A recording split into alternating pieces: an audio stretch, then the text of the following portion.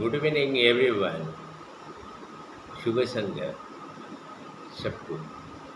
ऐसा कि आज का जो है आपसे शुरुआत इस बात का मैंने कल जो है थोड़ा सा इंट्रोडक्शन मैंने दिया था अकाउंट्स के बारे में, और उस इंट्रोडक्शन में मैंने ये बताया था कि हम अकाउंट्स को प्रेफर क्यों करते हैं, या किसी भी ऑर्गेनाइजेशन, चाहे वो बिजनेस ऑर्गेनाइजेशन हो, चाहे वो हमारी गवर्नमेंट सेक्टर हो, चाहे हम आपकी ज़रूरत हो, तो वहाँ पर अकाउंट्स की ज़रूरत इसलिए होती है कि हमको हमेशा ये इस बात की चिंता रहती है कि हम जो आय कर रहे हैं तो इसमें मेरा व्यय कितना हुआ, कितना खर्च हुआ।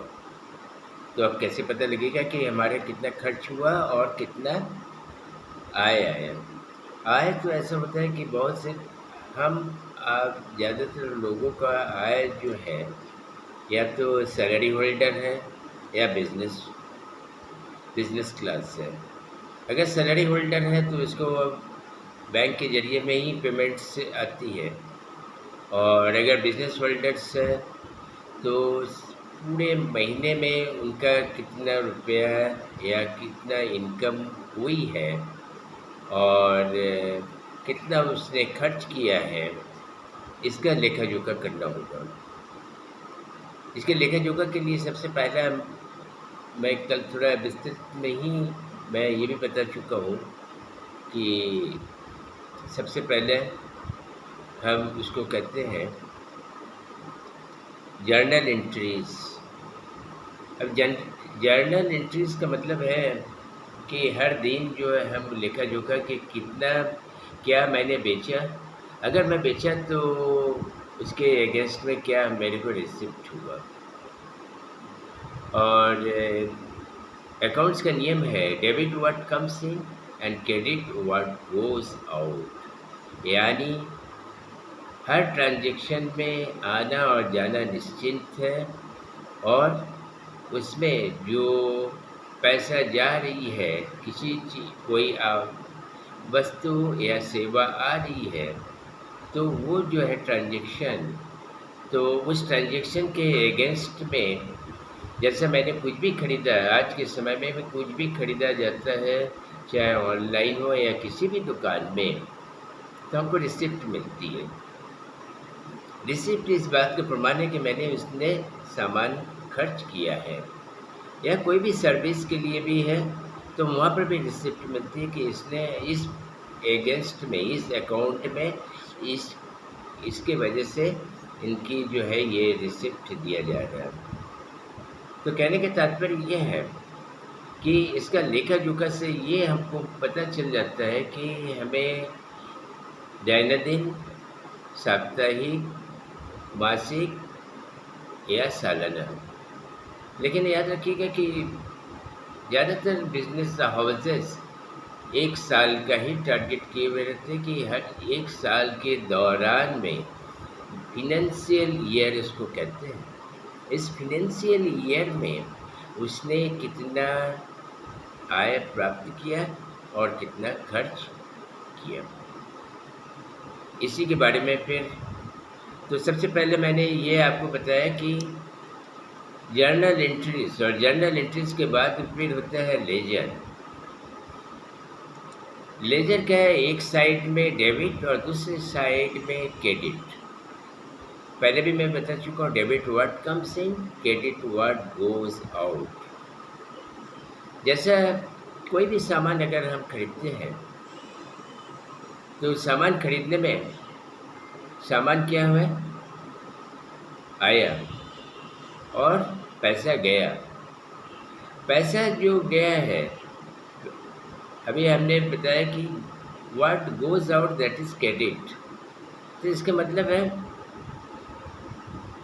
कोई भी चीज़ जो है, जैसे हमने फैन खरीदा तो fans account DR to cash.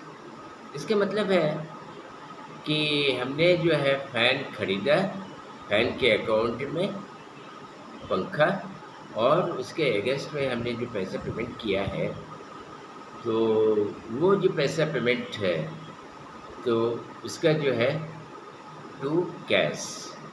और फिर नीचे जो है छोटा सा एक नरेशन होता है, बीइंग कैश सोल्ड।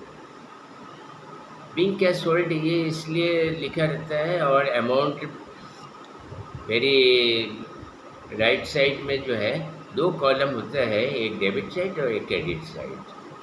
तो दोनों साइड को मैं फिर कल दिखलाऊंगा कि कैसे एक जर्नल इंट्रीज होगा और ये कैसे लेज़र इंट्रीज होगा। लेज़र इंट्रीज हो जाने के बाद फिर ट्रायल बैलेंस भी होती है। ट्रायल बैलेंस हो जाने के बाद फिर प्रॉफिट एंड लॉस निकाला जाता है, और प्रॉफिट एंड लॉस के बाद हम फाइनल जो है बैलेंस शीट कहते हैं। बैलेंस शीट में क्या लिखा चुका होता है? बैलेंस शीट उस साल के दरमियान में कितना हमने आय प्राप्त किया, कितना मेरी खर्चा हुई, कितना मैंने संपत्ति में खर्च किया, कितना किसमें, सारा डिटेल्स रहेगा। और एक बात है कि हमारी जो भी फिक्स्ड एसेट्स है, जो भी संपत्तियों को इंग्लिश में एसेट्स कहते हैं, उस एसेट्स में डिप्रिशिएशन चार्ज लगती है। उसका एक फिक्स चार्ज होती है 10% की, जनरल लिया जाता है सालाना 10%, at the rate of 10% each and every year. तो यानी अगर 10,000 में किसी सामान को मैं खरीदता हूँ, तो अगले साल जो है, एक साल बाद जो इसमें सामान में इसका 10% का मतलब हो जाएगा 1,000, उसका डिप्रिशिएशन चार्ज हो जाएगी। जिससे ये रहेगा एक समय बाद इसके घटते घटते उस सामान का मूल्य 0 हो जाएगी। तो कल मैं विस्तृत रूप से मैं फिर आपके सामने पेश होऊंगा। तब तक के लिए सब्सक्राइब करते रहिएगा और लाइक भी करते रहेंगे, और आप अपना बहुमूल्य सुझाव भी हमको देते रहेंगे, ताकि आपके रिक्वायरमेंट के हिसाब से भी हम उसी की तरह से ही मैं प्रस्तुत करने को भरपूर कोशिश करूँगा। शुभ रात्रि।